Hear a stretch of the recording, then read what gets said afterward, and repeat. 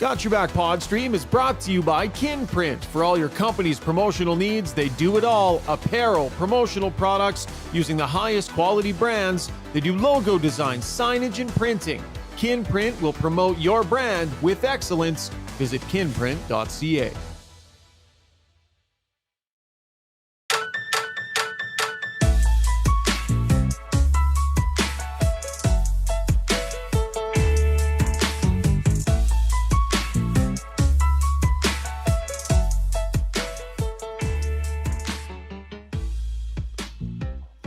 Yes, the misery continues. 2-8-1 is the Edmonton Oilers record through 11 games. Who would have thought? Wow. 6-2 loss at the hands of the Vancouver Canucks. Jason Strudwick standing by to break it all down. Welcome to Got Your Back post-game live stream edition, brought to you by our good friends at Sherwood Buick GMC. If you missed out on the Friday the 13th sale and wished you'd been there, well, you're in luck. They're throwing their biggest Black Friday sale yet. Go on down to the store, the big store in the park, November 24th and 25th to take advantage of their special Black Friday promotions, including up to $7,000 in discounts, finance, cash, and trade-up bonus as well. Mention that the podcast sent you. Mention Got Your Back sent you. You'll get specialized pricing. As a bonus, you'll also get 3 free ultimate detail packages on newer used vehicles. So if you want to cheer yourself up with a new set of wheels, if you're feeling down and you were thinking about it, go for it. Show up at the Black Friday specials, November 24th and 25th. GMCpod.com is the website, coming to you from the Long Shot Studio out here in Sherwood Park. An amazing golf experience and a fantastic sports bar experience as well. Visit longshots.ca. That's long shots with a Z. Okay, Struddy. No Rob Brown tonight. You and I are going to dissect this pig. Like, man, when it rains, it pours, and she's a pouring, buddy. She's absolutely pouring. I want to say thanks to everybody, too, that was waiting on the live stream, because we were like an extra 10, 15 minutes here waiting for post-game sound. But, man, she's raining, Struds. Yeah, you know what's funny? It was a beautiful start, though. I thought that the game started out great. You couldn't have asked for a better start for the Oilers, other than maybe scoring a few extra goals. I'm going to call it the first 11 some minutes, somewhere in there. Yeah, they were all over the Canucks. I'm like, okay, this is what they needed. This is the night they're going to get going. They're going to just pour it onto the Canucks, and they're going to kind of just push back. And they did, but they weren't able to score. Demko was a monster. Oh man. And so then you're right. After that, it just kind of the same team we've seen, right? And I think the overarching, they see some kind of obstacles, and they just seem to they crumble. It seemed to be the situation. Yeah, I mean, they showed up with the right stuff. Then they were pushed. Then the adversity came, and the big mistakes crept back into their game. Let's get to the breakdown, brought to you by Mr. Dirk, the iconic men's clothing store founded in 1939. They've been around a long time because they've got all kinds of fantastic clothing, whether it's suits, shirts, coats, pants. If you want to elevate your dress wardrobe, they can do that. They got lots of great casual wear as well. One-stop shop for all your clothing needs. Visit MrDirk.com. Okay, you just hit on it there, Struds. They bring the right stuff to the rink, and they're dominant in that first 9, 10 minutes, whatever it was, 11 minutes. And it was 4 lines rolling and these new fancy line combinations that he even hid through. He hit it through warm-up. He hit it from everybody, even the broadcast, who normally you give the broadcast the courtesy of your lines. So when they put their graphics up, it at least looks like they've got it right. No, Jay Woodcroft tricked everybody. Nobody had his lines. So these new fancy lines come rolling out there, and they were good early. Like, they were rolling and popping, and they were feeling it. And you're thinking, there it is. But Thatcher Demko, holy smoke, won them the game right there. Yeah, they did. And I did like the lines. They're eerily similar to someone who put those together. I don't remember which guy kind of threw all these lines together. They were pretty close to, but anyways. Did you have it close last night on the pod? You can take some credit. I don't remember. Pretty damn close. Not perfect, but I had McLeod on the wing. Obviously, that was a pretty big one. But I love the line of Fogle and Fogle, Holloway, and Draisaitl. Like those two guys fly on the wings, right? And Holloway, he played 11 minutes. I would have guessed, because I try not to look at the minutes till the end of the game. I have a sense of it. I would have thought he was north of 15 minutes. I think he ended at 11. So that's a really good sign when you were like, man, this guy was all over the ice. He played really, really well.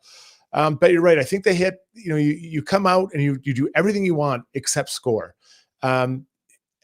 You've got to be really careful not to get, too rattled when things don't go your way, because then now you're playing well. So just calm down, just solve things, and just worry about the next shift. And then bang. What was it? 3 goals in 4 minutes or so, something in there. Like, it's just, I don't know how many minutes it was, but I know it was 7 shots. Yeah. So and 7. Then that minor has to help you out. But you mentioned it there, the big mistakes, and it's just, man, we can talk all we want about the analytics and how they pushed and all that, but there are those single moments in games, and I've been long talked about this, that it's not every moment's the same. Not every moment, like the shift after a goal is more important than just a random shift you go out there when it's 0-0. Like, it just, those moments and understanding them and feeling them and being ready for it and thinking about what you're supposed to do, where I'm supposed to be, what risk do I want to take, what risk do I want to give them, like all of those things. It just feels like there's just not enough awareness there from too many players on the Oilers. Yeah, no, completely agree. We are live streaming on Twitter and on YouTube. I glanced over for just a second to check out the Weiss Johnson YouTube mention, Struddy, and I saw trade Draisaitl, and I just looked away. Oh, no. We will not be entertaining any of that talk on the stream tonight. They're not trading Leon Draisaitl, so whatever that was, just scroll past it, Steve, when it's time for our Ask Us Anything. As long as the chat is not full of that stuff, we'll do an Ask Us Anything segment later, because we love it when you have a chance to chime in, and we will do that. But honestly, enough of whatever that was. But honestly, Shogger, they couldn't trade him. They might have to buy him out.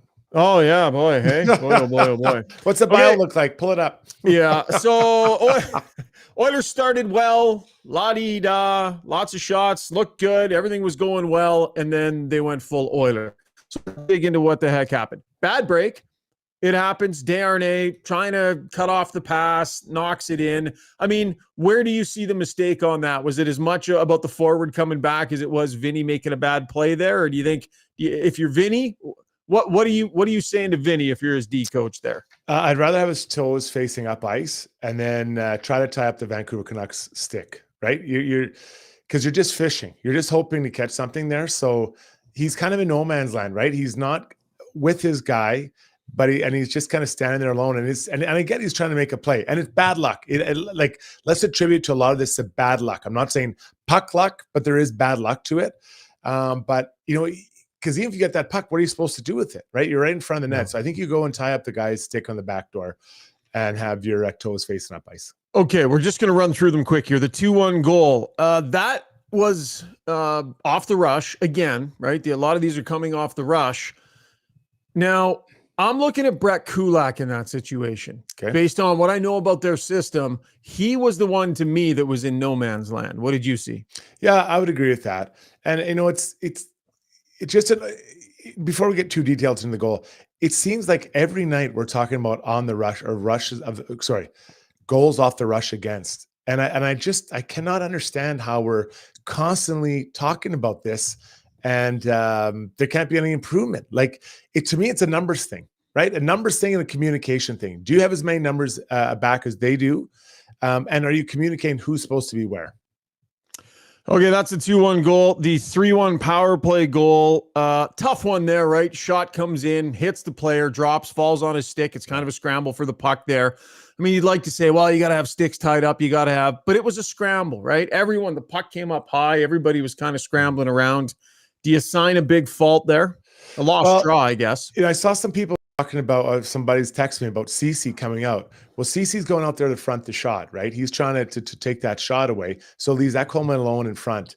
And it's hard when you're alone in front, when there's two, and there's two players. He knew there's two players. You're just trying to guess which way the puck's going to go, and you're trying to guess which guy to take. And unfortunately, it just kind of drops, and no one's really ready except for, I think it was Besser who tapped that in, right? So I don't have a huge amount of blame to assign there. It was just kind of a broken play of one D-man in front with two guys. I think if anything, maybe the forwards can come back and help. Right. The offside forward. Yeah. So the 4-2 goal is going to kick off the next portion of this conversation. And the portion that I want to get to right away, because we don't even need to describe the goal. It was one of the worst efforts we've ever seen from Evan Bouchard. Just an atrocious pinch. And then he stopped moving his feet on the back check while his man put it in the back of the net. It was an embarrassing play for him. It was embarrassing for him. If you're looking at that on video in front of your teammates the next day, Struds, what the hell do you even say? It's a hard one, and it's again, we just, what was it, Thursday night where I talked about Cody Ceci and his half pinch, and you're either in full pinch and you're going to get it or you don't pinch. And it's a common theme. And I don't know if there's something going on with the Oilers system that they're, the D-men are like, they're just go all the time on the pinch. I can't imagine that's happening unless you're maybe really down by a bunch of goals. Did you see Fogle fall? So if Bouchard, he would have been looking to, I don't know if he thought he had help, but Fogle fell. Fogle would have been the help, but he fell and then Bouchard pinched. Yeah. Which almost made it worse. But let's just take Fogle right out of the equation. You, as a D-man, you only pinch if you know 100% you can get to that puck. 100%. And there was no way he was getting that puck. The player just simply chips it around him. Chips it around, and now Bouchard is right out of play. To his credit, he, as hard as he can get, I've never really seen him skate that fast. As far as he can, then he gets within whispering distance of the player and stops skating. You're just unreal. What just happened, right? Unreal. That was bad incredible. Pinches happen. Bad pinches happen far too often for him, but they happen, right? That's forgivable. Yeah. What's tough is when you stop moving your feet on the back check and your guy tucks it into the net. And that was a dagger of a goal. So it killed. We all agree. I asked Jay Woodcroft yesterday, are you benching guys enough in game to get the kind of accountability that you need? Flat out asked him. And he didn't really have an answer. He said, well, you don't want to bury guys and you can't kill other guys and we don't have player. And I said, even for a shift or two, there are so many ways a head coach can send messages during a game that don't mean sitting a guy for an entire period, right? So we were on this yesterday. Is there enough in-game accountability? Because when your team is making mistake after mistake and your narrative as the head coach all season is we're just keep making big mistakes, that's your job to exercise that demon from your roster, from your lineup. Stop that from happening, right? You got to exercise that demon. How do you do it? How do you hold these players accountable? He has not made it a non-starter to make mistakes like that. He hasn't. It's been allowed all year. Evan Bouchard did not miss a shift after one of the worst plays we've seen of a repeated mistake. And I get you're down in a game, but at some point, you got to start holding players accountable in the moment, Struds. Yeah, Mark Spector asked him kind of the same. I've got the clip right here. Yeah, you want me to play it now, and then you can talk about it after? Okay, this is a long clip. And so Mark Spector is on the road with the team, this courtesy Oilers Plus.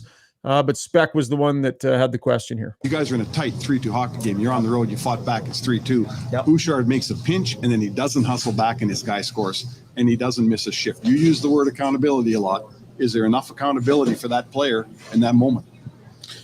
Well, accountability in how so? Do you mean in he piping them? And really important goal, and he didn't miss a shift. Yeah. That's what I'm talking about. Well, where we're at, I would say, we had 6 D-men, and can he be better on that play? Yeah, he can.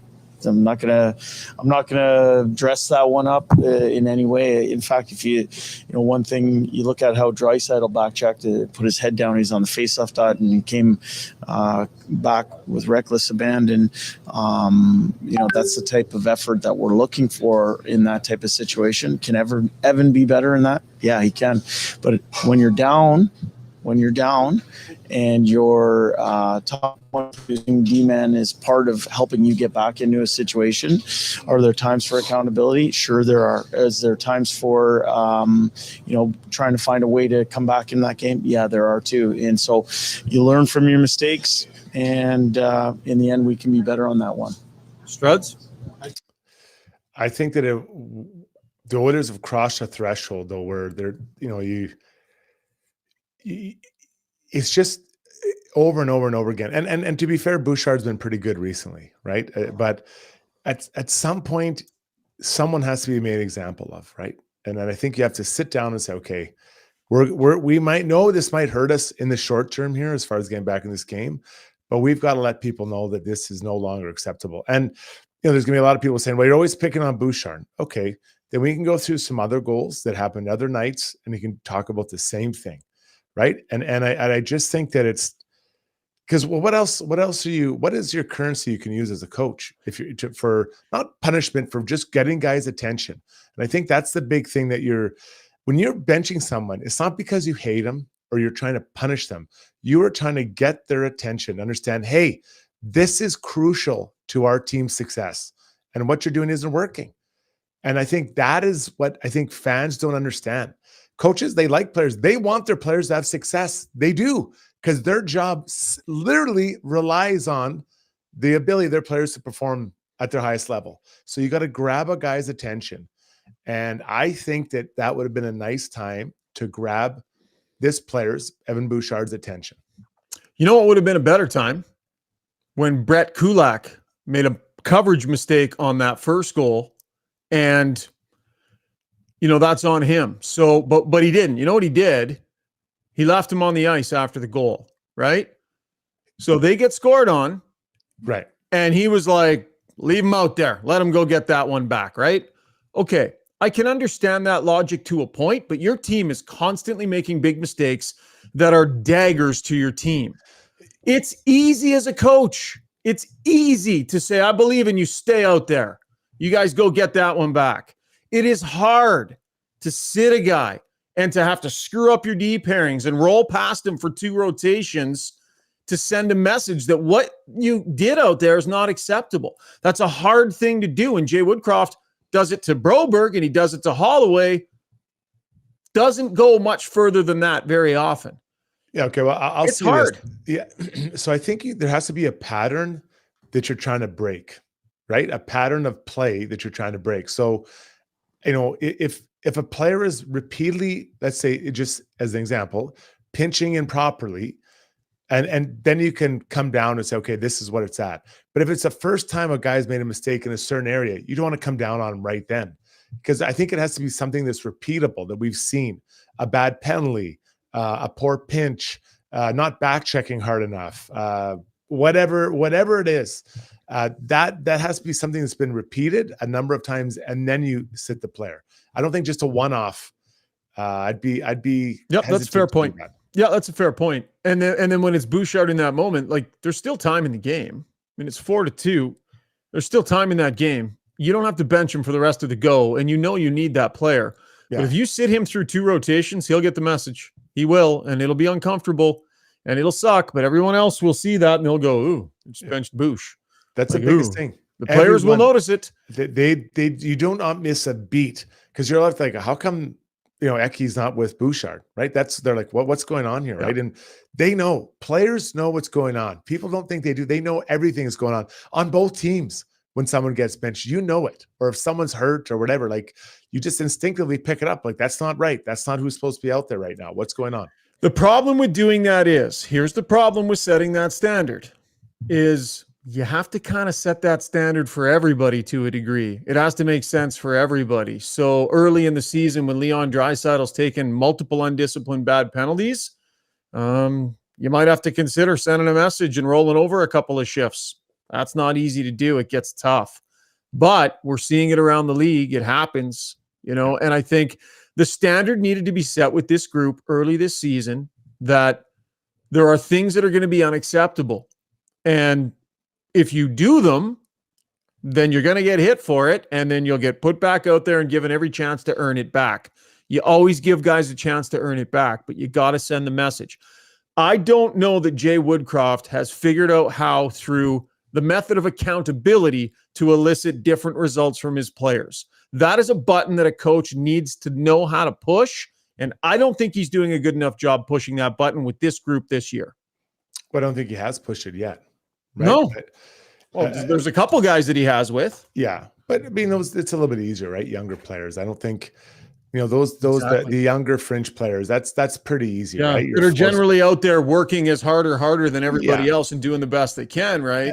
Yeah, but there's a reason why they're fringe players or young. When you're a young player or fringe player, generally speaking, you're going to make more mistakes. That's why you're a fringe player or a young player just coming up, right? That's generally what happens. But your core players, you start, making moves on them. That's where things can get a little dicey. But I was talking to a guy today about health and general health, and we were talking about when is it too late to work out? And he said, as long as you have a breath in you, you can make a change. And I think that's where Jay's at. Like, it's not over. Like, I don't think this is over at all. He can still make the change to his approach to let players know what is and what is not acceptable. I mean, John Wooden, one of the greatest coaches of all time, he would come up to a player and say, "Hey, this is how I want you to do whatever. Shoot free throws," and that player wouldn't do it. So what he did is he would just sit the person. He wouldn't get into the rotation, and he wouldn't yell at him, wouldn't say anything, but the player would get upset. And then eventually he saw the player shooting free throws the way he wanted, and he'd bring him back into his rotation. So people get the message, right? This is how we play. This is how we do it. It doesn't have to be screaming and yelling, but when a player's not playing like as much as they want, it might get a little dicey around the room, but it'll grab their attention. It'll definitely grab their attention. Head to the Weiss Johnson Soundbox here. 45 years in the business. Should you need a new furnace, garage heater, air conditioner, hot water tank, or any of those things serviced, Weiss Johnson is your place to go. They're Edmonton's #1 choice for heating, air conditioning, and plumbing services. Give them a call at 780-463-3096. Weiss Johnson, whoa. Did everyone hear the jingle tonight? We had some requests for the Weiss Johnson jingle just to try and cheer everybody up. I know that iconic song. Steve, why don't you give it to everybody one more time? Weiss Johnson, whoa. Connor McDavid here with a quick one post-game. I thought we did a lot of good things in the first period and found ourselves down and chasing a hockey game. Yeah. Yep. Matthias Ekholm. You guys are in a tight 3-2 hockey. Nope, that was Spec. It's a frustrating part. I don't think I've ever had a worse start to a season in my career, and it's a test for sure. But I know we have the team to turn it around. It's a matter of duplicating those first to that start, and then obviously hold it for 60 minutes. But So Thatcher Demko's going lights out at one end, and Stuart Skinner lets a absolute stinker in to me. One I didn't like at all. And whoa, I got Alexa barking at me over here. Stuart Skinner. I'm not sure about that. Stuart Skinner lets one in that he shouldn't let in, and it's just that's kind of it in a nutshell, right? I mean, we've been saying many times here, the goalies aren't the solution, right? They're not proving to be the solution for this team, but they're not at the top of the list of the problems either. But I mean, it's creeping its way up there, Struddy. Like, it's creeping its way up there. When you see what's normal, goalies come out and play well for their team and make saves that they shouldn't and figure out a way to grab games and stuff. Lots of mistakes are happening around them, but these goalies they're not making enough saves, and they're letting too many in that are like, that was a tough one at a time when this team can't afford that. You're muted, bud. I honestly think that they're shell shocked. When I look at the way that the Oilers play, I think they're reeling. I think it feels like they're on roller skates because there's rushes coming at them.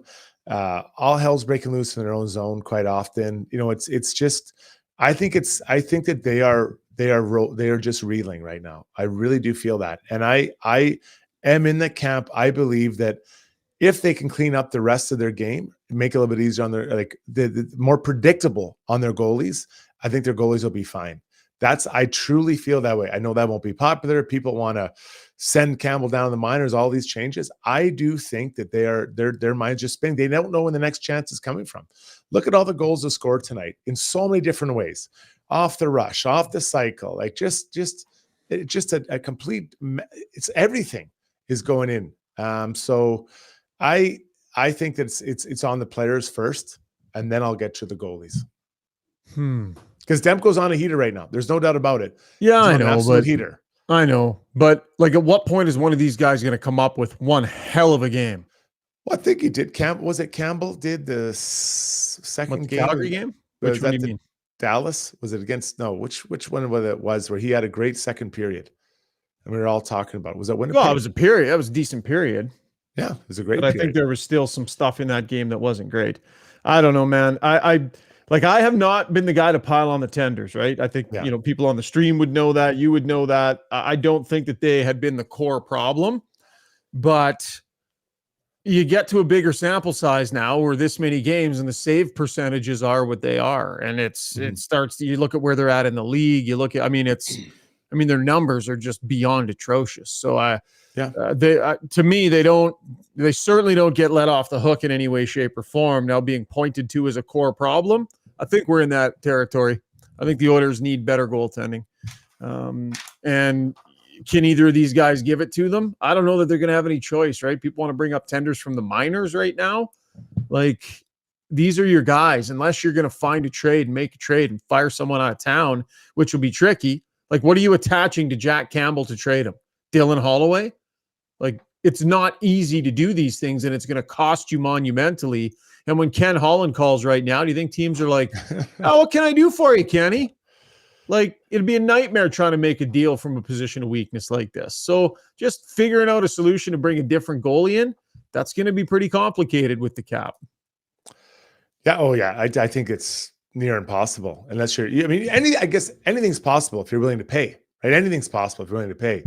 But the Oilers aren't exactly a bounty of riches of young players. So I think it'd be unwise to make a move like that.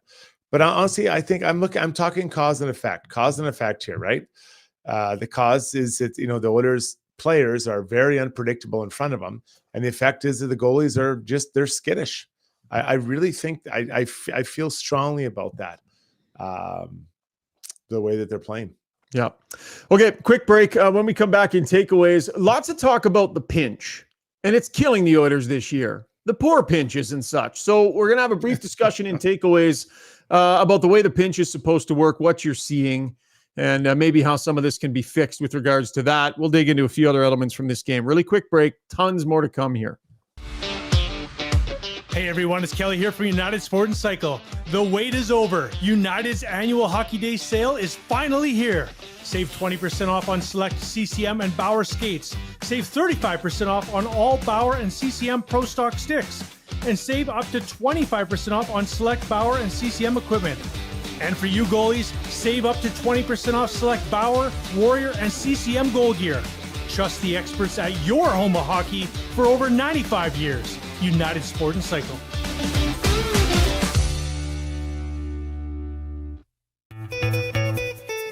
Are you ready to elevate your moving experience? Trusted for over 100 years, Ferguson Moving and Storage are your partners in relocation, ensuring your journey is smooth and stress-free. And say goodbye to surprises with Ferguson's transparent flat rate pricing.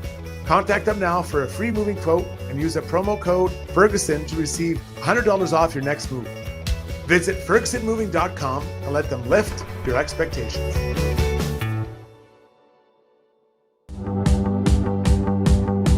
Winter is upon us, so why not make the best of it? Marmot Basin Ski Resort is where it's at. Ski half price every day, no blackout periods. Pick up your escape card for $99 and make winter fun more affordable. Half the price, all the powder. Get yours at www.skimarmot.com.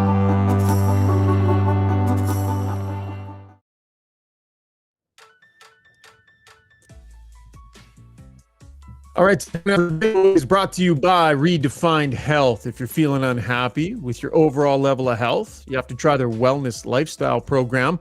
It's a really unique 90-day program that includes a daily meal plan, exercise regimen, video instruction, and support as well. Pre and post assessment to help you monitor your progress, all that for $150. Pretty good program for $150, and it's an investment in yourself. Why not? To help change the way you are functioning and feeling day to day, go see Dr. Tyler Fix. Redefinedhealth.com is the website. Okay, Struds, the Oilers have a problem with deciding when to pinch and when not to pinch. They aren't the only ones. Other teams make this mistake often. But because we watch this team every single day, it feels like it's happening a tremendous amount. So just run us through the basic criteria, when to go, when not to go, what you see in the Oilers system, how aggressive they're trying to be. Well, I mean, every team has different rules, right? Some teams, no one pinches at all. Others want you on a full-on pinch. But let's just take the average. Generally speaking, when a D-man is looking to pinch, he has to go in and do one of two things. Either get the puck 100% or 100% get the body of the winger. So let's say it's a left winger and you're right D and you're pinching down. You've got to either get that body so he can't get by you, or you've got to stop that puck in its tracks. Those are two choices. You can go 2 for 2 would be great, but you can't go 0 for 2 in that moment. So you have to judge, can I get there before that player chips the puck by me or gets by me? And that's the choice. So that's every time you go, you have to think that. Now, there are teams, well, most teams have a guy who's reloading. So the high player's reloading high to kind of get above the D-man. So if the puck does get by, that guy can pick it up and go by. But generally speaking, you cannot get beat by both the puck and the man. And, like we've seen often from this Oilers group of D. What about recognizing help? Like, isn't a core part of making the decision to go, you are the one that are eyes up ice. Yeah. Right? You're the one that can survey the situation. So do you not need to recognize whether you have the appropriate help or not? And if you don't, err on the side of caution, because to me, that was one of the biggest errors Bouchard made. If you're going to pinch, you make damn sure that the backtracker is there to cover for you, or you just don't go. So like we're talking specifically about this Bouchard play.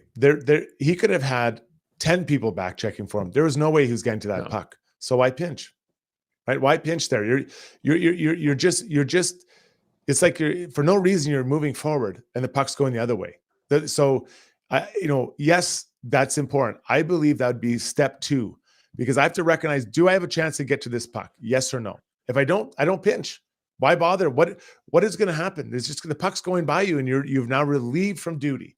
So you do want to have that, but to back you up, you do want to have that. Generally speaking, you want to go down there and you, like I said, you get one of the two things, that back pressure will help you, or that guy coming back high. But even if you have all the pressure, back pressure on the planet, why pinch if you're not going to get the puck? I don't see any value in that at all. You're just moving yourself out of position and putting a forward to skate backwards, which they all can't do. Yeah, so it's multiple bad decisions. It's a bad decision to go at that puck because you don't have a chance to get there, and it's a bad decision because you don't have the help required. Right. So even if you think you can get to that puck, if you don't have the help required, you don't go. You back off. You err on the side of caution. You always got to look for that extra guy that's got you covered, don't you? You do. But if you always go with the idea of, can I get to the puck, yes or no, and be there first, I think that's more important than the back pressure. Because because all it is a little chip right past you, and if you're not insulated, you're toast. But that's what I'm saying. So if you can't get it, don't pinch. So the back that, listen, I believe in back pressure. I coach back pressure everywhere I coach, but I tell the D, if you can't get to the puck, don't go. Just don't go. So then if you don't have the back pressure, you don't have to make the choice. But yes, you're right. There should be back pressure there every time. But I believe that the onus is on the D. Like I said, Bouchard in that play, he was never getting that puck. Never. There was no, and CC, they all kind of blend in. Was that last game or 2 games ago? No, it was Thursday night. Oh, so it was 2 games ago. When he pinched, there was no way he was getting that puck either. No chance he's getting that puck. So you might have the back pressure, but why pinch there if you're not getting the puck? So are they being told to pinch there? I'd have a hard time believing a full-on pinch every time if you have back pressure, because it doesn't make sense. There's no advantage to doing it. So we had the discussion yesterday about Jay Woodcroft and what this road trip needed to look like in order for him to, be able to hang in there, right? We see him get tossed at the end of the game. Post-game, he said all he did was ask a question. He said it wasn't expletive-filled. So he didn't really quite comprehend how he got tossed. We couldn't hear what he said. We'll take his word for it. There was a little rabble-rousing at the end of the game. I wouldn't really call it much. Like, good on Zach Hyman to jump in there when he saw McDavid was involved. So I'll circle Hyman and say, okay, good on him. The rest of it was just a bunch of skating around, pretending nothing to me. Like there was nothing there. There was nobody that was like, oh, we're tired of this and we're really going to send a message here. It was a bunch of half-hearted, like that was nothing. I don't credit them for going out swinging other than Zach Hyman getting in there when Connor was in one. Yeah, he was getting dusted up a bit. And then DiGiuseppe was roughing up Connor and no one really went in there. Well, around there, like get in there. I don't know. man. Was DiGiuseppe roughing up Connor or was Connor being the aggressor there? I mean, Connor was the one that was throwing the. When it's your captain, you go in there. I agree. It does not matter who Took a it little is time. or what's going on. If the guy even looks at him, especially at that time, go in there and run him. Run DiGiuseppe, start a brawl. Like this is what I'm saying. Yeah, who cares? There was none of that. It doesn't matter. Yeah. I don't remember what the score was at that time. It was probably 5-2 or 5-2, I guess, because they scored later. No one can just go in there and run him. What's the worst thing that's going to happen? You're going to have to fight DiGiuseppe. Just run the guy over. It doesn't matter. So I mean, I don't know, bud. We're dinosaurs. Can't expect it out of today's player, man. Like, I guess we're just dinosaurs. To think that somebody would actually think this might be a good opportunity for us we're losing this game, but let's get into something here so that when we're all on the bus heading for the airport, we can at least look at each other and feel like we galvanized in some way, shape, or form. But it was a bunch of half-hearted nothingness, even when all of that went down. Just a bunch of like, whatever, guys just want to get out of there without any bruises and try and make it sort of look not terrible, and just a bunch of nothing. There was no message sent. The Vancouver Canucks are laughing tonight. They had a good laughing about the way this whole thing is going. 3 wins against this team, multiple, one was an embarrassment. Yeah. This one was ripping their soul out. Like, they're laughing. They own this team. But what I would suggest is that moment that DiGiuseppe had with Connor, that's your pass. That's 100%. The golden pass. There it is. Because, you don't know what's going on in there. You come flying in there and just hammer him. You're like, later you can say, I thought he was beating up our captain. Bang. And whether he was or wasn't doesn't matter. It's it becomes one of those drunk parties. No one really knows exactly what happened. You go flying in there and just hammer him. That was McLeod's chance. Ran there, wham. Or I think Darnay was out there, run in there, wham. Doesn't matter. Who cares about the face-off being outside? So I think you're looking for a window. You're looking for an opportunity. That's your opportunity right there to come in there and drop the hammer. So you thought 4 points on this road trip would be good enough, but you had the caveat that let's see what they do against Vancouver, right? So let's say the Oilers get the next couple of games here. Let's say they don't make any changes and they beat San Jose like they're absolutely supposed to, and they grab a win in Seattle and they come off 4 points on the road. Yeah. To me, bud, it stinks still, even if that's the way it goes because of the way this went tonight. They spit the bit, buddy. Yeah. They spit the bit. The head coach didn't send any messages to any of his players. He didn't show that anything was going to be different on his end. The players didn't really put up that much of a fight. Like, it was a wah-wah kind of night. They played great to start. Good for them. They showed up motivated. Well, no kidding. And then they spit the bit. So I don't view this as, hey, Vancouver's just a good team and you put up a good fight and let's go get those other 4 points. This is a strike against them tonight for me, bud. Really? See, I look at it like this. 100%. I made the statement last night that this was a really hard game. This is a good team. Canucks, their sticks in lanes are elite. Rick's got them have their stick on the ice. So just as an example, think about how many times the pucks got knocked out when the Canucks had their sticks in the lane. Then go back and watch the Oilers' last goal against. I believe I was correct. 3 of the 4 defenders on the penalty kill had their stick in the air for the Oilers. 3 of the 4 sticks in the air. 2 passes through the box or the diamond, whatever you want to call it. Yeah, that's a rough one. That is a really rough one. You cannot knock pucks down that are on the ice when your stick's in the air. What message is Jay Woodcroft sending that he's on this and something's going to change? If you're the decision makers tonight, what message did he send you that they're getting there and he's clearly doing some things to get different results here? Well, I think that I'd be encouraged that the big guy scored. Leon scored. Connor had some nicer moments, but Leon took a 10, took himself out of the game. Yeah, but we don't know what happened down there. And honestly, it doesn't matter at the end of the game. Like, I don't know. The game was decided. The fourth goal decided the game. Like, let's just be honest. What The to call it. 4-2 goal decided the game. I believe That's so. where this Oiler team is at. That a 4-2 goal. It's time to start taking 10s and get punted. Timing of it. There was 13 minutes left. I know, but the timing, just the way it went. I just, yeah. But so listen, so if this is how I look at it, I had this conversation with a friend today. If you're in a relationship and you think you might break up with the person, then break up with them now. Bang, done. Get it? We're done.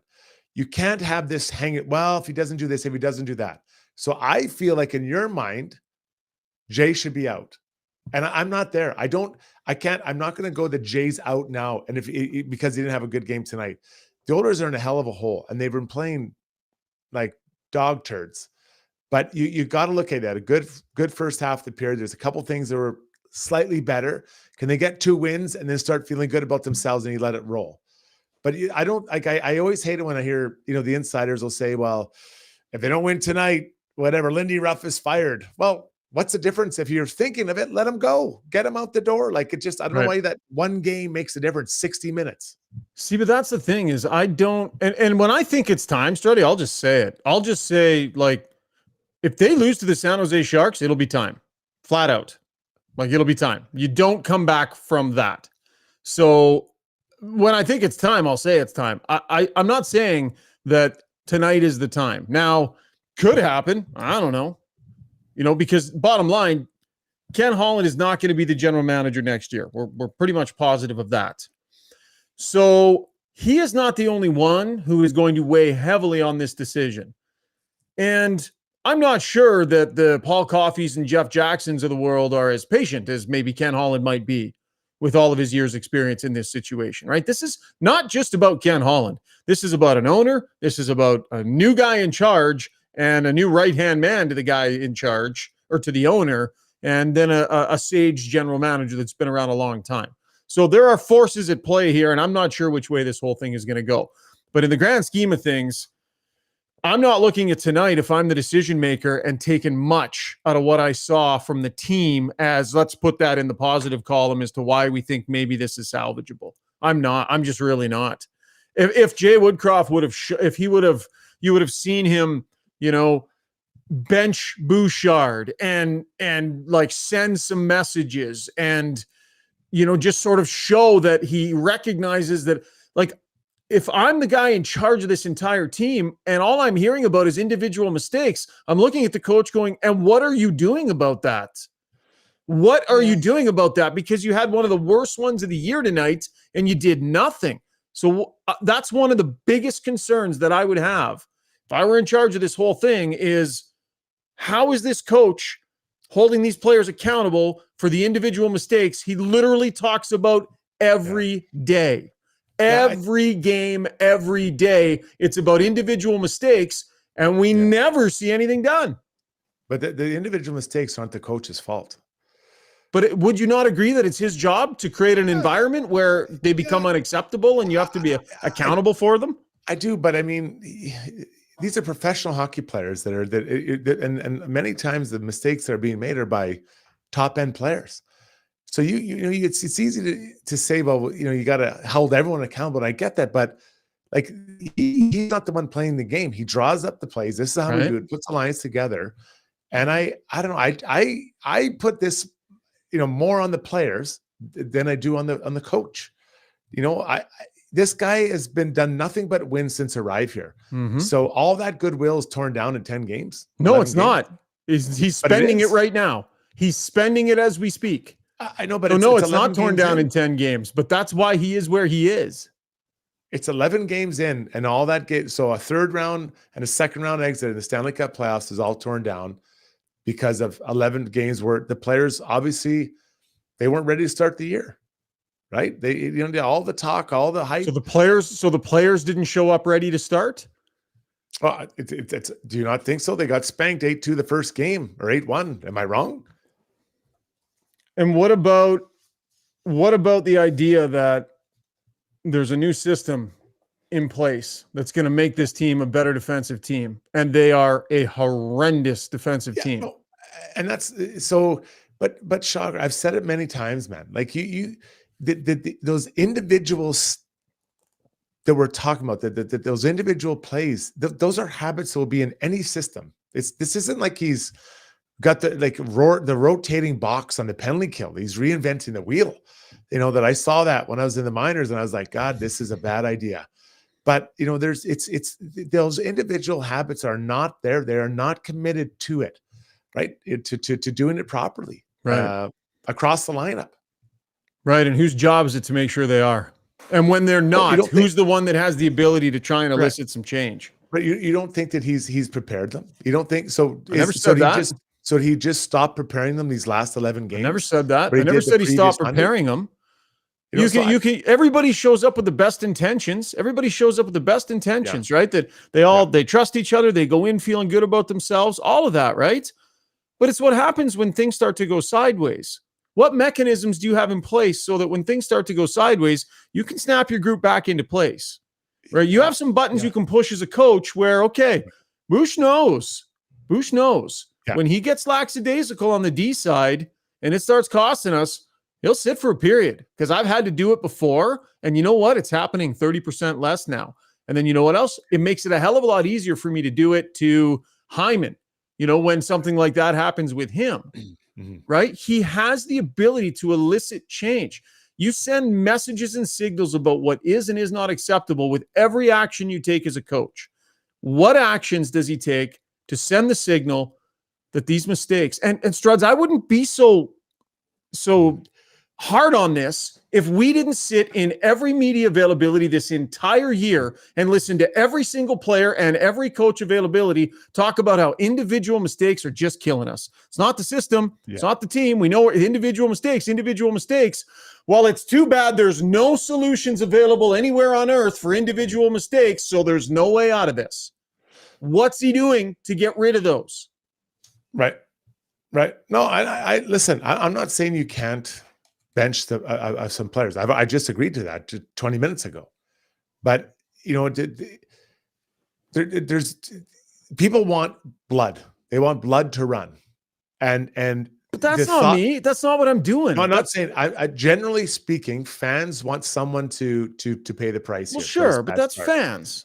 But okay, let's talk about what's real. Let's talk about what's real with the team right now. It's real. So I think you drop Woodcroft.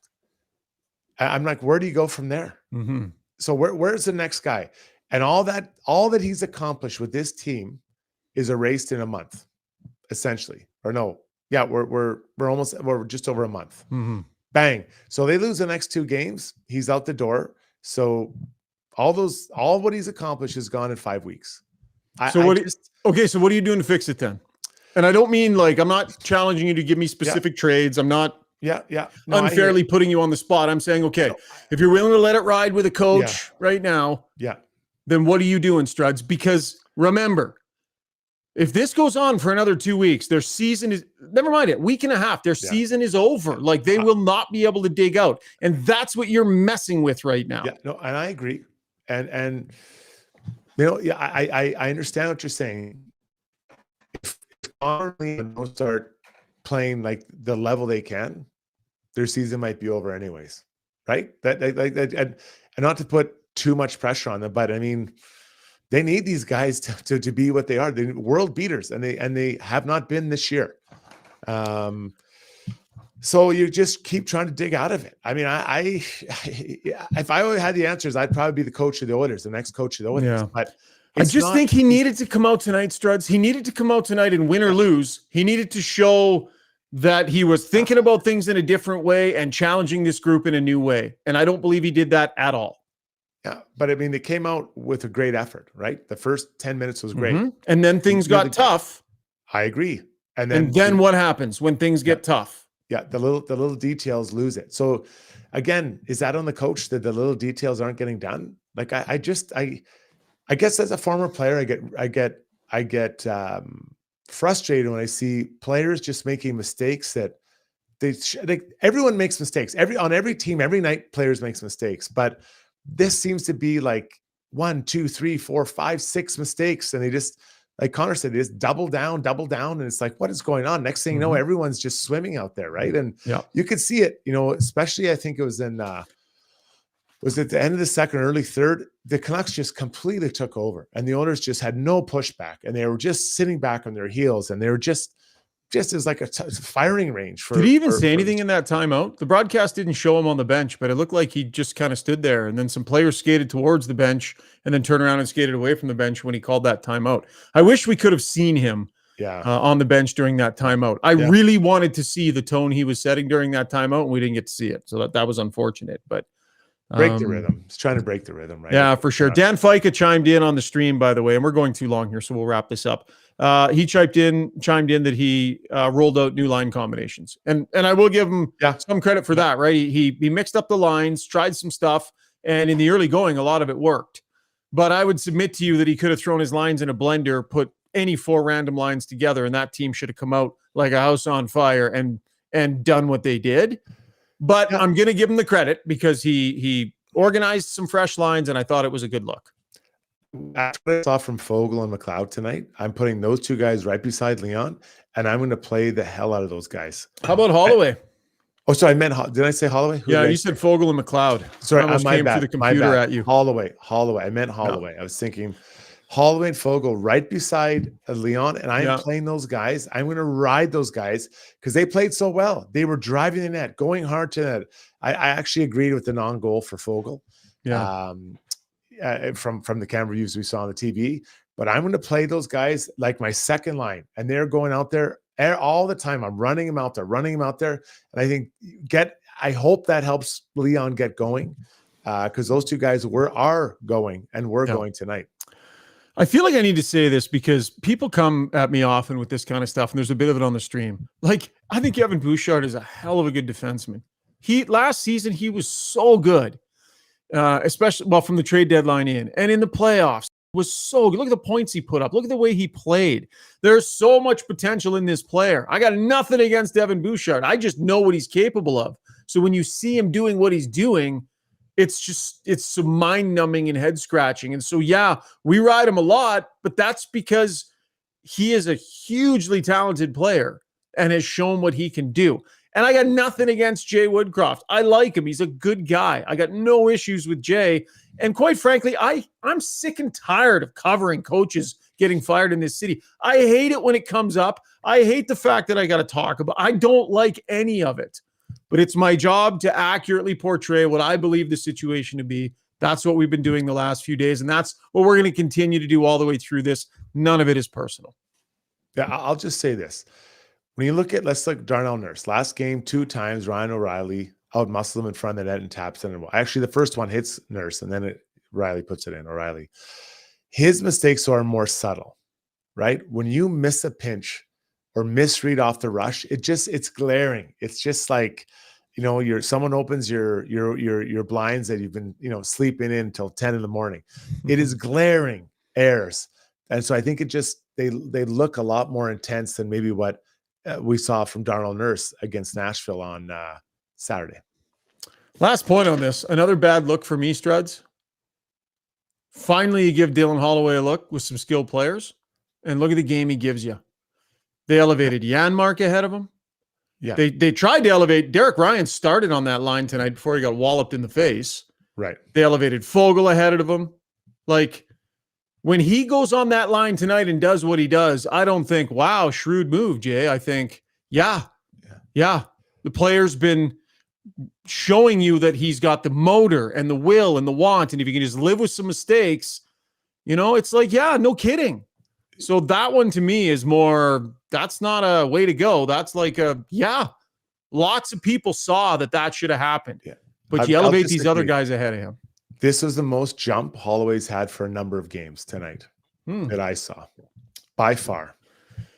Yeah, well, he got some minutes and was playing with some really good players and actually had some offensive zone time and was passing the puck to players that knew what to do with it. And it's amazing when you don't make a 22-year-old the best player on the ice all the time, what he might be capable of. But to be fair, I don't think his minutes were much up from normal, right?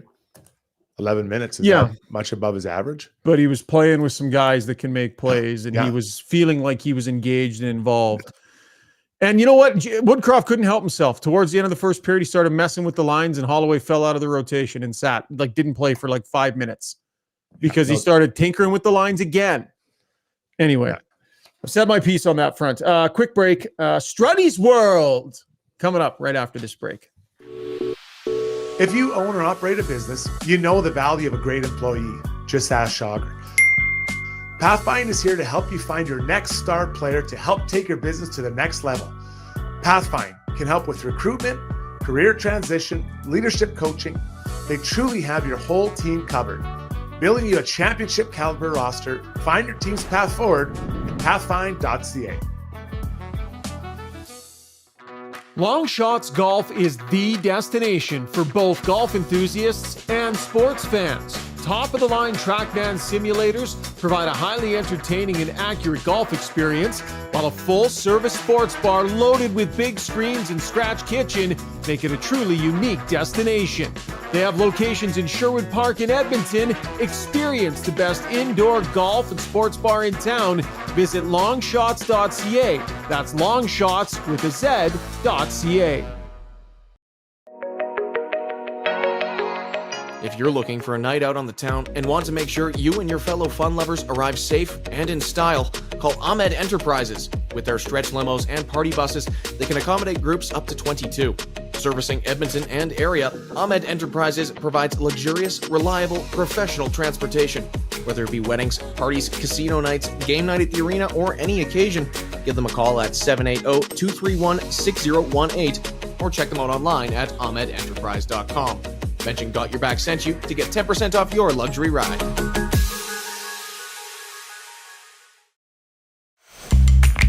When you make a mistake, heads should roll. It's not right. And I'm here. Someone has to put their foot down. Now that I say it out loud, it does sound a little crazy. Gotta look good.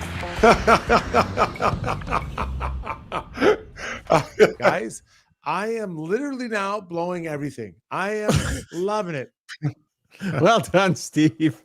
Well done, Steve. Yeah, that is not going anywhere, Struds. I shared that with a few people. I might have even played it on Dusty's show this morning. I stand by my comments. I love the leaf blower.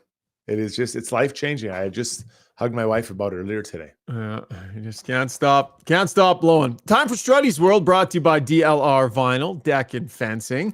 They've got locations in Calgary and in Edmonton. DLR provides beautiful maintenance-free vinyl fencing and decking materials. It's so nice when you have maintenance-free. I don't know if you've ever had it before. If you haven't, you got to give it a go. Because with wood, you know how you put it in? Then every year you're like, is it just me or is it fading? Then the next year you're like, ooh, it's starting to splinter. Then the next year you're like, oh, this is going to need some work. And then it's just a ton of money and a ton of work. With vinyl, goes in, looks exactly the same every year. Every time you walk out and look, looks the same. You don't have to sand, stain, paint, nothing like that. So DLR Vinyl Products can help you out with that. It's dlrvinylproducts.ca. Locations in Calgary and in Edmonton. Struddy? For years, we've had to watch goalies come out of their net and just someone breathes on, they go flying, and now it's a 2-minute penalty. They are just so irritating, so many ways, diving all over the blue paint. They get bumped into, they go flying into their posts, or laying on the ground for hours like they've been run over by a tractor trailer. Tonight, finally, maybe the tide is turning on the diving of goalies. The goal that Leon Draisaitl scored, Thatcher Demko comes out to play the puck, and he stands behind the net to block the path of Dylan Holloway. Dylan thinks that Demko's going to move out of the way, which he should have. He had time to move back to his left in front of the net and get out of the way. Instead, Demko stays there, and he's clipped by Dylan Holloway. Clips the leg. Boom. Demko goes down to the old trick. I've just been shot. I can't believe it. Sniper in the 27th row. He stays down. Puck goes to Leon. Bang. Goal. I was so worried. I thought for sure the refs were going to call this back and then call a penalty on Holloway. I was so happy they didn't. Goalies have been doing this for years. For years. They get in the way and you bump into them. It's a problem. There should be a rule that after a goalie plays it, they have to move back into the net, or they are fair game. That's right. I'm saying it. Fair game, because they're overprotected, not just in the crease, but behind the net. thank God tonight we finally saw reason prevail and we didn't have to get a penalty for a goalie that knew what he was doing, looking for a penalty. It's brutal, Schauger. I'm so happy and I'm done with it. We're looking at you, Joaquin Gage, wherever you are right Oh, now. You and your sure. goaltenders union. Noodles. Yeah, Noodles too. Panger. Right? Panger. Marty Biron. Weeks. Weeksy. I agree with you. I thought it was a great non-call. Perfect. He nailed it in the moment. He was right there. He saw it.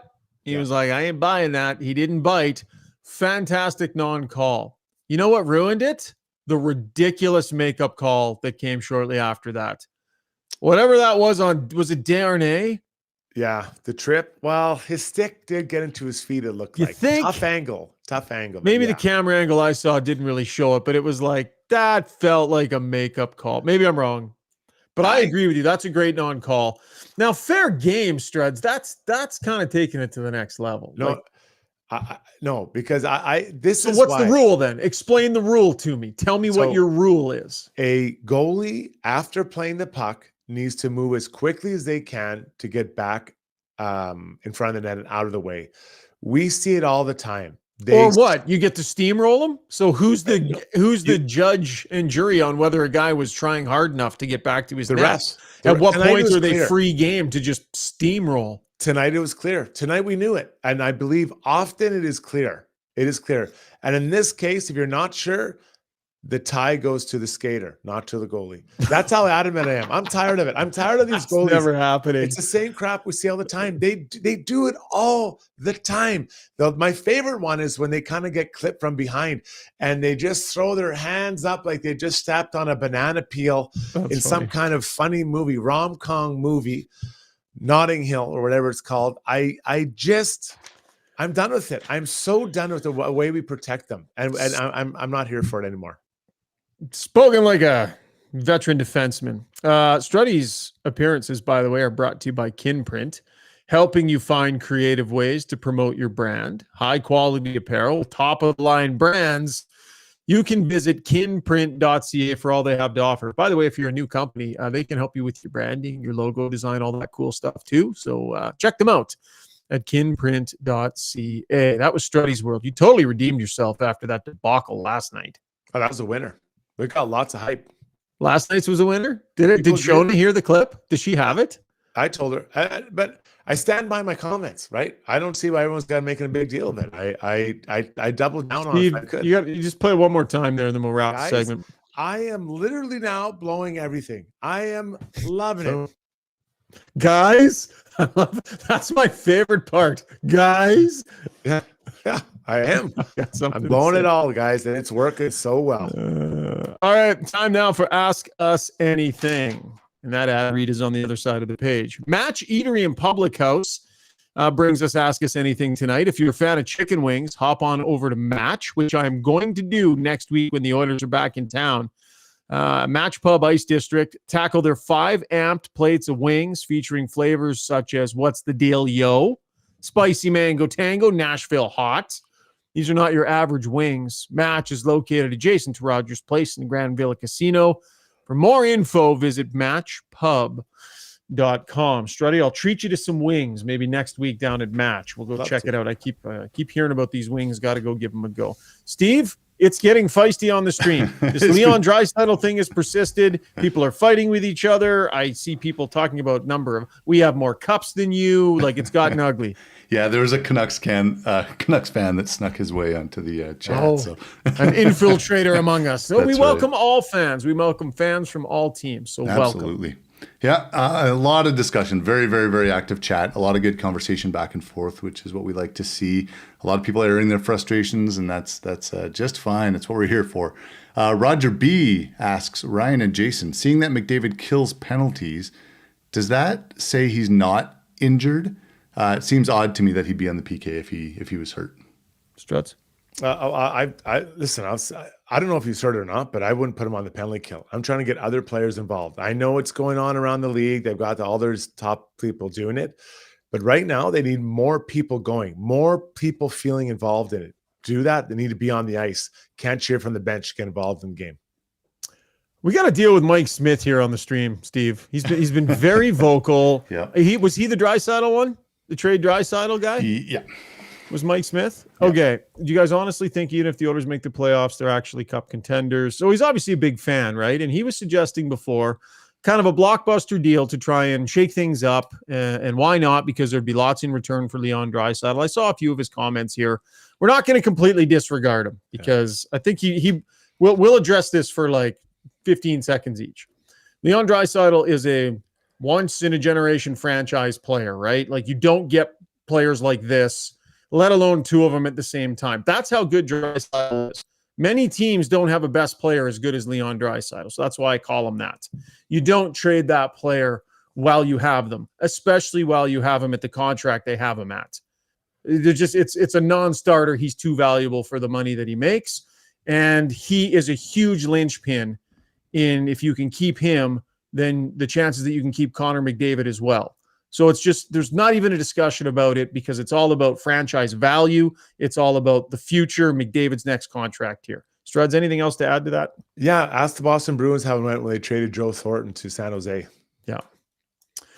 Okay, so Mike, respectfully, Mike, there's that for you. Steve, what else? Anthony Dodds wonders, small sample size, but thoughts on Hamblin tonight. He's a gamer, eh? He skates around out there, works hard. He tries. He is what he is. Yeah, I'm not gonna toot my own horn, but I actually worked with him when he was like in junior. Oh, obviously right. I set him on the right course. So that's interesting because I actually found that he could get the puck out on the wall, so that surprises me a little bit. No, my tweaks to his game are very subtle, and I'm sure he appreciates it as we go through his career here. But yeah, so I've got a soft spot for him, so I'm probably not the right guy to ask. I have emotional connection to him. I really like him. I like his story. But yeah, I like him. He brings a lot of juice to that, to like energy, and he gets in there. He's quick, darts around. Yeah, he looked like he was on a penalty kill a little bit tonight too. So good for him. Struds, I have an emotional connection to you, and I'm not afraid to tell you you've been mediocre tonight. So I've been great. Well, I would say it's been a middle of the way. My point is that you can have an emotional connection with someone and still be honest with them and give them honest feedback. No, I mean, what did he play tonight? I have to look it up. I don't think he played. He was good. He was fine for what he was brought up to do. But don't say you're not the right guy to ask. If he's bad, you'll say he's bad. Yeah, but I think that's fair. But his role is one that it'd be pretty, like, unless you're taking it off the chin with minuses, it's pretty hard to look bad, right? Yeah. Like you're not that many minutes. Steve-O. All right, Michael Bruni wonders, what are the thoughts on the lack of response to 97 getting roughed up? Yeah, we addressed that a little bit, Struds. Yeah. You didn't like the part where he was in the corner, straight up. Yeah, I thought that I don't know if that DiGiuseppe was really manhunting him, but I would just look at it. If I was me, I would have been like, oh, that's a green light. He's roughing up my captain. Let's go in there and just start throwing. Because what's the difference? Who cares? What's it? It's just get something started. And who would they have out there? There's no one you have to worry about to get beat up by. Yeah. No, I mean, I think it was good that Hyman jumped in when he did. Good for him. Whatever. It wasn't a huge deal, and definitely would have liked to have seen more guys piling in there. There was nothing threatening going on. That was a bunch of uncommitted nothing from both sides, as far as I'm concerned. There was not some fire going on that it's egregious that they didn't all go piling. Like, it was a bunch of pretending at the end of the game. La-di-da. All right, Sherry says, man, even Woodcroft's tone is sad. Last year, he had so much swagger and positivity. He's still positive, but his demeanor and body language seems disheartened and disappointed. We've talked about that, but Davin came in with an interesting counterpoint, and he said, Woody's calm demeanor is the message. That's a perspective we haven't heard before. I agree with that. I thought that Jay Woodcroft the other day, was it yesterday? Coming off that Nashville loss. I mean, I watched his practice. I watched him interacting with his players. There was positivity out there. There wasn't this big, because a bunch of negativity and a bunch of awful tone setting, it's not going to do anybody any good. But this is the thing. And this is part of my point. It's easy to be that guy.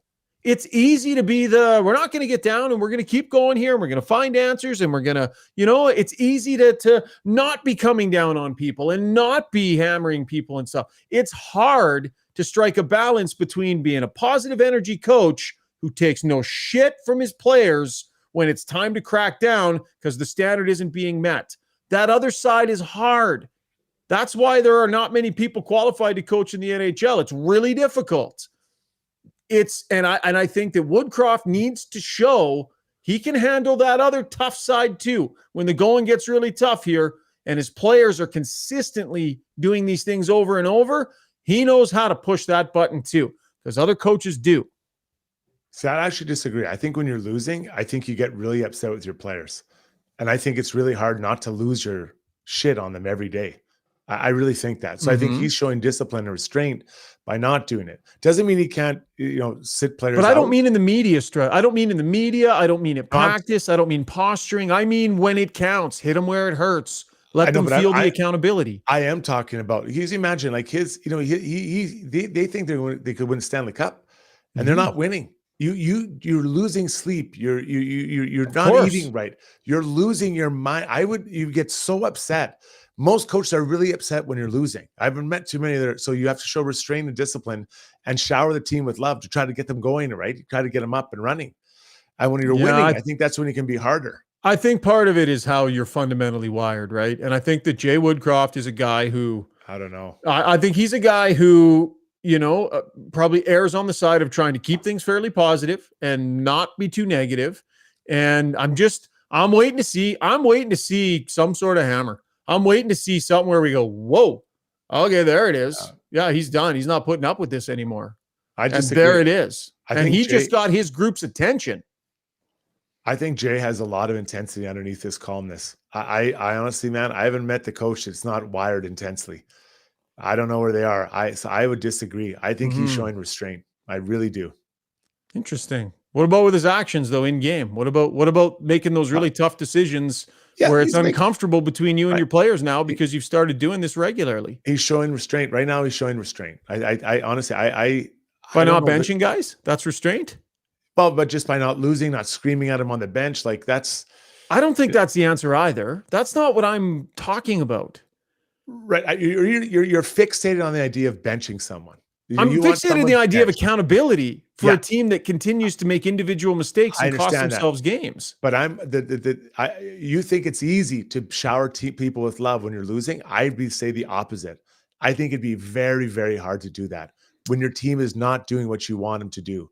I think it'd be really, really hard. I think because of the dynamic on this team, and the amount of power that some guys have, if you start laying that standard down, it can get really uncomfortable really fast. It is not easy to bring a level of accountability into a room with those two figures in it.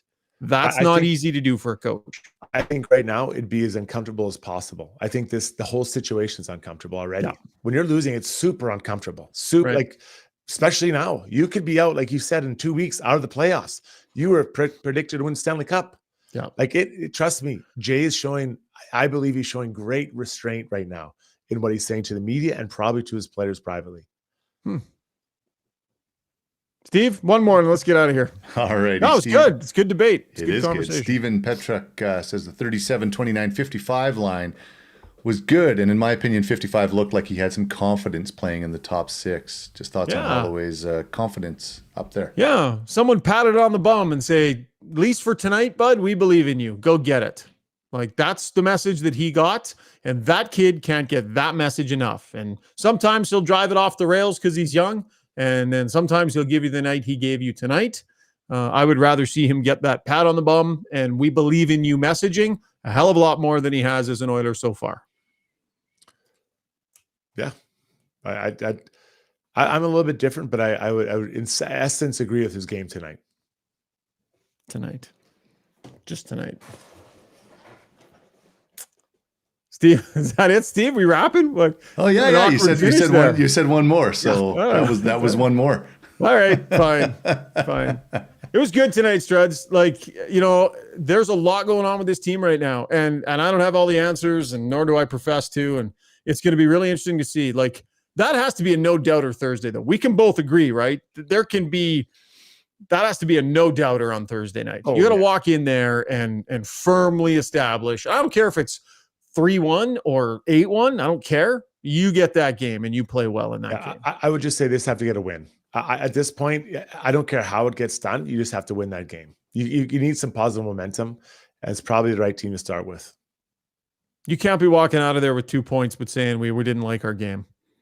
These little details matter, man. What they're showing game to game to game matters. I think they just got to get 2 points because what are they showing? Where's the consistency? We haven't seen it. So I just be happy getting 2 points, something to build on heading into Seattle. Yeah. All right, buddy. Everyone smash on the love thing. Get the hearts going there. Pound on that love button. There it is. That's a bad one. Pound on that love button. A little remix there. Thank you to everybody for tuning in on the stream. We loved all the contributions. That was Ask Us Anything. Do we have a gem of the day? Do you have you got something in mind? I think I know what my gem of the day is. By the way, tonight. I'll go with it. It's brought to you by United Sport and Cycle, your home for sports for over 95 years. From that first bike ride to that first skate on an outdoor rink to crossing that finish line and your team winning the championship, they help you experience more of these special moments. United Sport and Cycle, helping athletes of all levels reach their full potential. Visit unitedsport.ca. Kind of awkward because he's competition. But I'm giving the gem of the day to Mark Spector because he and I are thinking along the same lines. His question to Jay Woodcroft. You guys are in a tight 3-2 hockey game. You're on the road. You fought back. It's 3-2. Yep. Bouchard makes a pinch, and then he doesn't hustle back, and his guy scores, and he doesn't miss a shift. You use the word accountability a lot. Is there enough accountability for that player in that moment? Great question. I asked it to him yesterday about accountability in moments, using the mechanisms that you have as a coach to try and send messages and elicit different results. So you're not standing there every day of the season saying there's just too many individual mistakes happening. It's in your power to start leaning on guys and making things a little bit less comfortable. And I think this head coach needs to show he has that arrow in his quiver as well. All right, Steve. A little late on the music there. Hey, Struds, like he could have hit that 10 seconds ago, probably. Sluggish. Let's bench him. Fair. Yeah. First mistake. I'll take a shift off. Yeah. All right, folks, that'll wrap the podcast. Another long one tonight. I guess it's just a product of what's going on. We're trying to keep these to an hour, but on nights like tonight, we just get going and going and going and going. Thank you for your subscriptions. Thanks for following along here on the stream. Thanks to our title sponsor, Sherwood Buick GMC. Couple of days off for the Oilers. Struds and I will be back post-game after Thursday. In the meantime, Ray and Dregs will drop a podcast tomorrow. Sure, they'll be talking about the Oilers. We'll do a LeBron National pod on Wednesday, and then we'll be back on Thursday. Have a great night, everybody. Thanks, Struddy. Good night.